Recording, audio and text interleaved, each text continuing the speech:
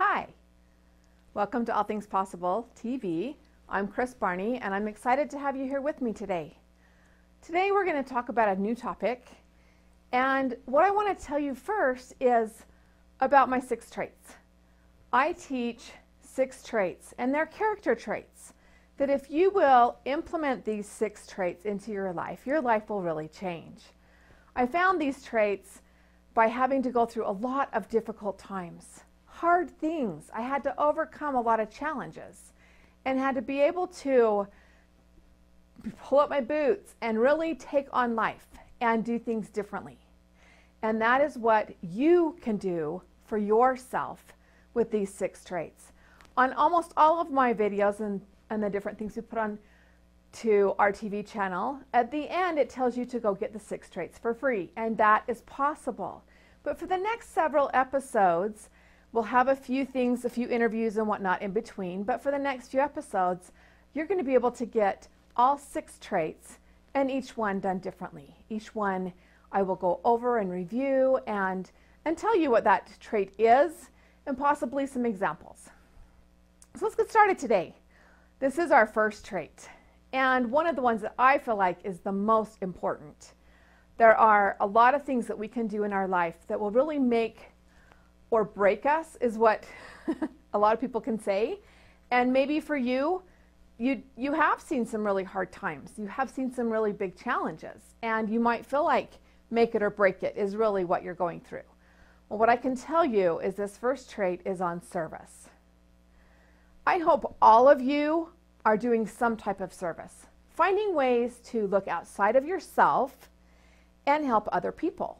Do things for other people, whether you do it secretively or you get a group together and gather them together to help you and to do something to move other people's lives forward. Service is huge, and I do hope that all of you are very involved with service. There's all different kinds of service, and I want to tell you about one that I just recently did this last week or so. And I got together with my family and all the extended family, and we gathered together items for the road home. It was a big project. It is something that I love to do, stuff like this all the time. It's very regular in my life because service is a big part of it. You want your life to change, do more service, because it really does make a difference. But my whole family got together and we decided that rather than purchasing Christmas presents and exchanging gifts, we were going to gather items together for the road home. Now in Utah, the road home is a home for homeless people, and it's a shelter where they can go and they can be provided with some clothing, some items, some personal hygiene items, and some different things. And so my family got together and found out that they needed a ton. Road home was in desperate need. It was all over the news. After we decided to do it, we found it on the news, so that's awesome. But we decided to do this as a family. And as we started to gather items and started to find out what their needs were, it was like 800 hygiene kits. Like, there's no way we're going to come up with 800, right? Well, when we got done with our project, we had come up with so much stuff. It was about 8 loads that actually went to the road home to be delivered and dropped off.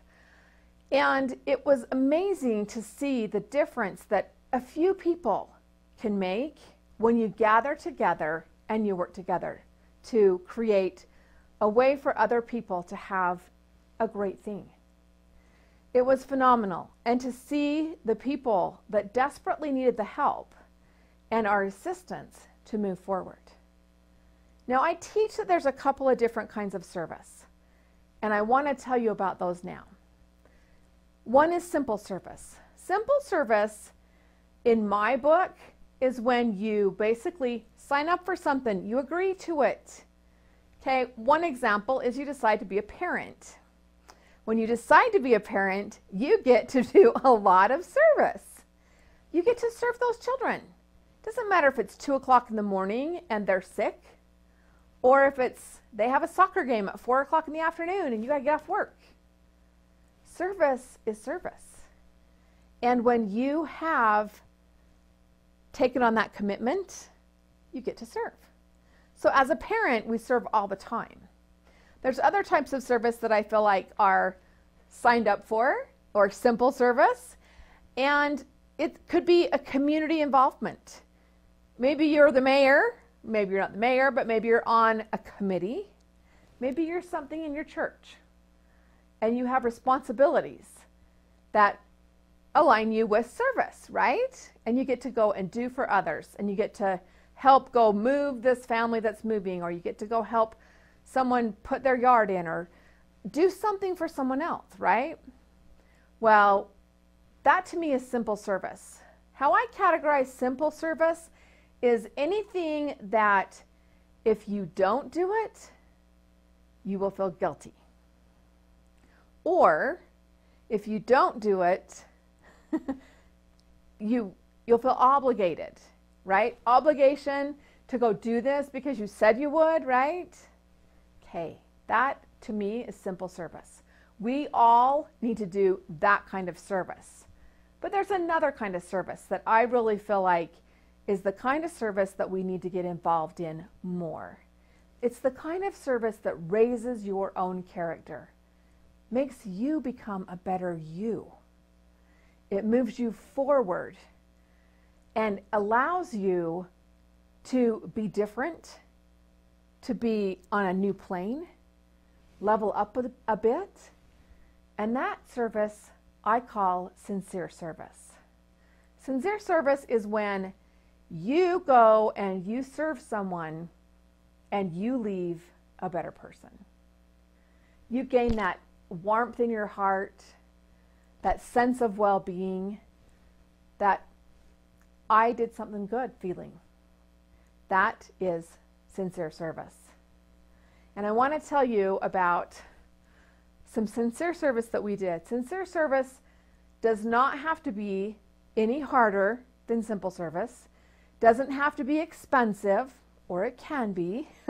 Our road home project got very expensive, but it was fun to be able to donate that much money towards that many good things, and be able to show that to my children. My children have gotten very involved. In fact, they donated quite a bit of money and helped us shop for 400 pair of gloves and 250 cats. You know, there were a lot of things that we were able to do when we pulled our resources together. But with sincere service, it's when you are changed, when you step out of that comfort zone and you become a different person because you're just going above and beyond. Now, our road home project could fit in the category of sincere service because it really was. For most of the family, it was genuine, it was sincere, and we moved forward. But there were definitely parts of our family where it was a checkoff list. It was obligation because they were in the family and all of us chose to do this.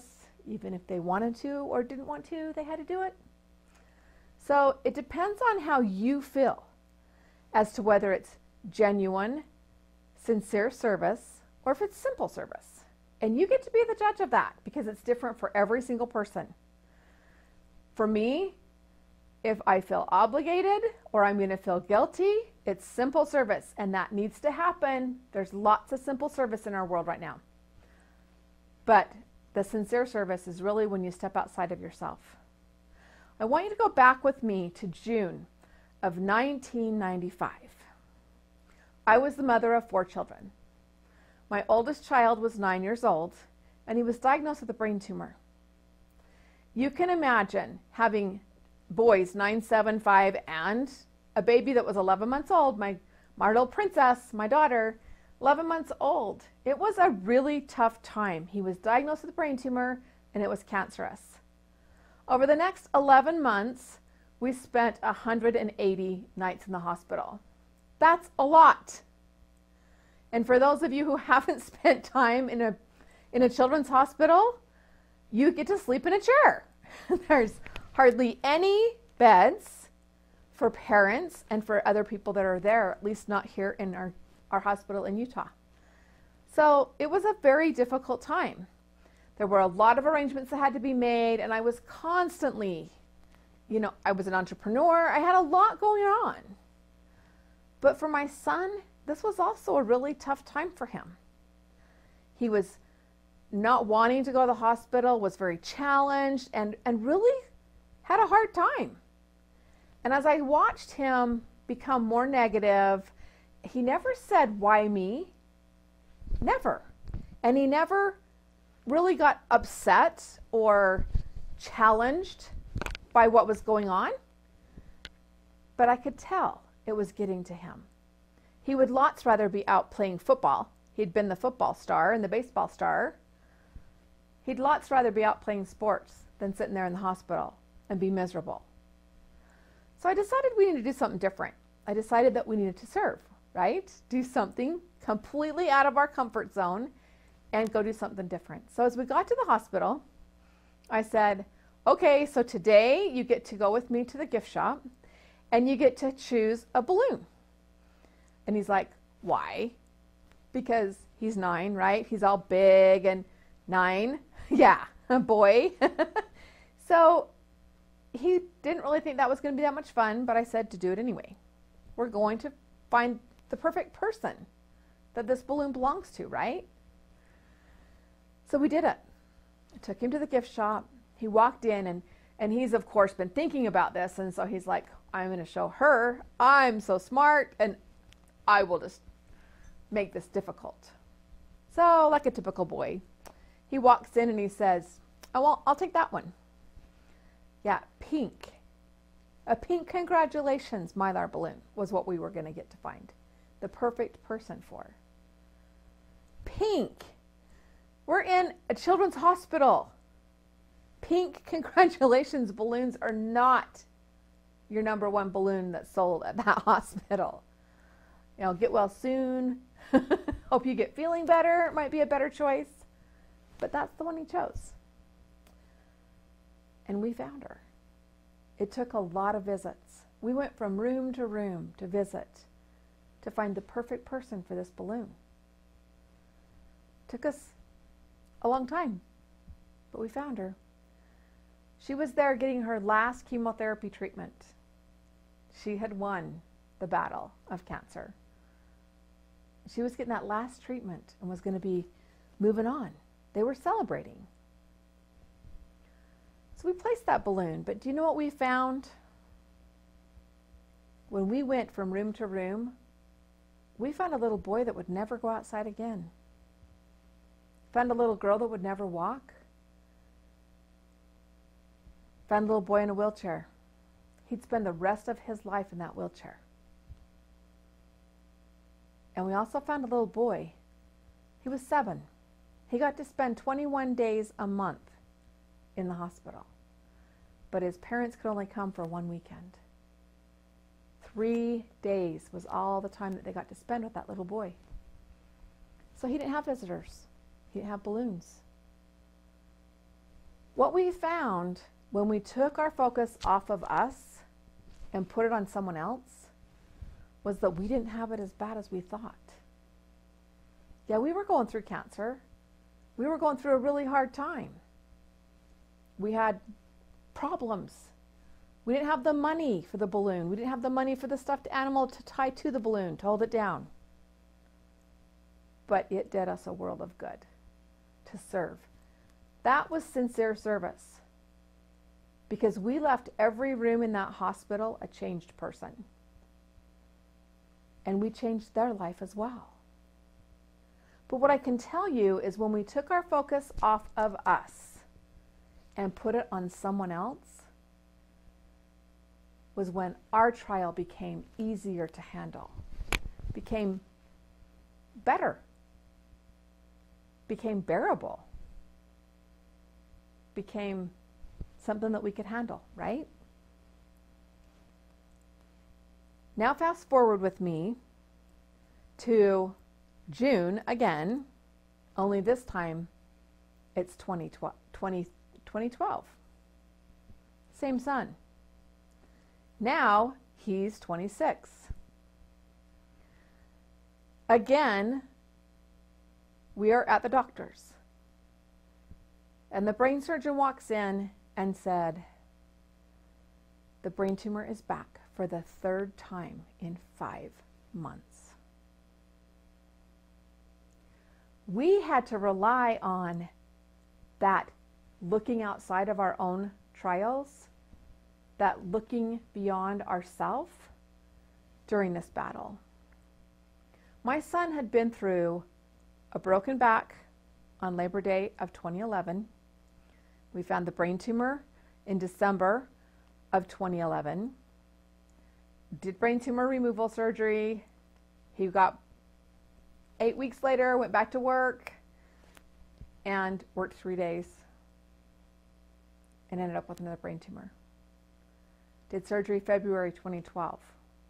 Back to, took 8 weeks off, back to work, and they found the brain tumor again the end of April.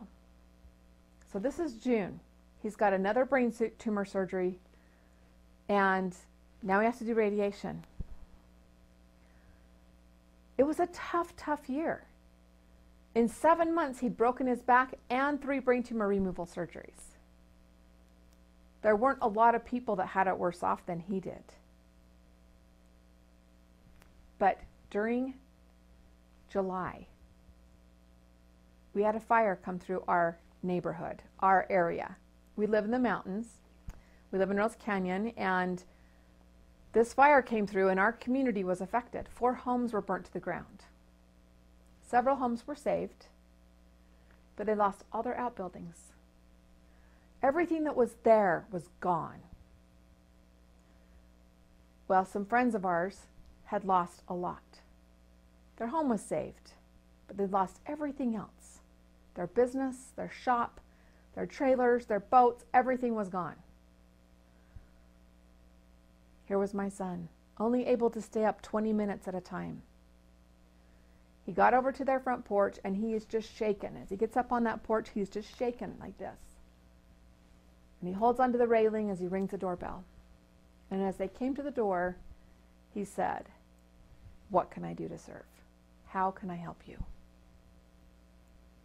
It's because of what he learned when he was young at the difference it makes in your life to be able to move you forward, to project you beyond your own trials.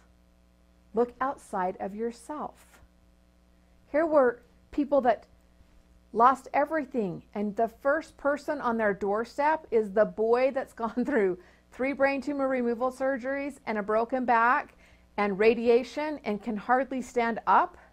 He's the first one to go offer help and service. He's a great example to me because I was like, I can't believe he went over there. I could believe it. It's what we've raised him to do, but we've seen the difference that it will make. If you want your life to be better, the key is serving others. If you're in sales, the key to more sales is serving others. If you will get up every day and you will say, who can I serve? What can I do? How can I change someone's life today? Your business will be booming. Your business will be much busier. Your life will be much better. As a person, who can I serve? What can I do? You know, as you get up, even as a parent, which child can I help today? What could I do to make a difference? How can I do it? Those are the kind of questions we need to ask ourselves every day. Service is key. It can change everything about your life. When you think your life is tough and you're going through really hard trials, go serve somebody else and you'll find out you don't want to trade them. I have gone and served other people, and I have been saying, I'll trade you. Come on, trade me. Most of them don't want to. I've been told no several times. But what I can tell you is I have learned so much by having gone through our trials, by having been able to handle those things and to feel like I'm carrying them. Yes, they've been heavy, but at the same time, I've been able to move forward and progress to where I can help others. I can serve by teaching others some traits that will work. I had someone ask me, if you were to put down what it is you do that really progress you forward, what would it be? That's when I wrote my 6 traits. If you consistently looked at everything that you've been through and how you handled it and what you did, what would you write down? That's how they asked me. And what I came up with was the 6 traits, because the traits in your life that you live by create your character. It's your integrity, it's how you feel about yourself, it's how we talk to ourselves, it's how we serve others, it's our gratitude. So many things are so important, and they'll make huge changes in your life if you will let it. This is about you choosing a different path, you choosing to step one step higher, move beyond one big leap forward in your life. And the first step to that is service. Sincere service is the kind of service when you go in and you serve someone and you leave as a better person. You probably heard me say that already in this film, but it's true. Have you ever gone to help someone, to serve them, and when you leave, you're just like, God, I just feel so good. I have a cousin, well, had a cousin. She passed away. She died of cancer. One of 6 deaths in 2 years. And it was a difficult time. We'd gone through a lot, and it was very challenging. But as she was going through her trial with cancer in her early 40s, you would go over to serve her. I would go over, and I would go to serve her. And she never complained, never whined, never poor me. I always left feeling better. I always left feeling served. And yet, yes, I went and cleaned, and I did, took out the garbage, cooked food, even bathed her. But I left a better person. I left raised because I was willing to dedicate some time and effort to help her have a better life while she was here. There are so many ways for us to serve. It's that smile to the person who thinks the whole world is against them. It's that meal to the person who's hungry. It's that support to that coworker that feels like they're losing everything. It's helping others through difficult times. It's that person that's depressed, that person that you think, oh, they're so negative. They are, but you could make a difference for them. One of the things I love to do is to walk up when I can see that person has a couple little kids in her cart. You can see that she's adding everything up at the grocery store, and she's not quite balancing. She's pulling a few things off that, putting them back because she can't afford it all.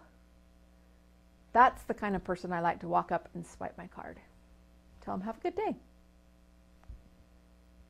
They don't know them, but it's a way I can help because I can. It's those servicemen or women that you see at the restaurant. It's fast food. They're right in front of you. They're putting their life on the line every single day. How about buying them a meal? It's the person that can only put $5 of gas in their car. That's what, 2 gallons or less?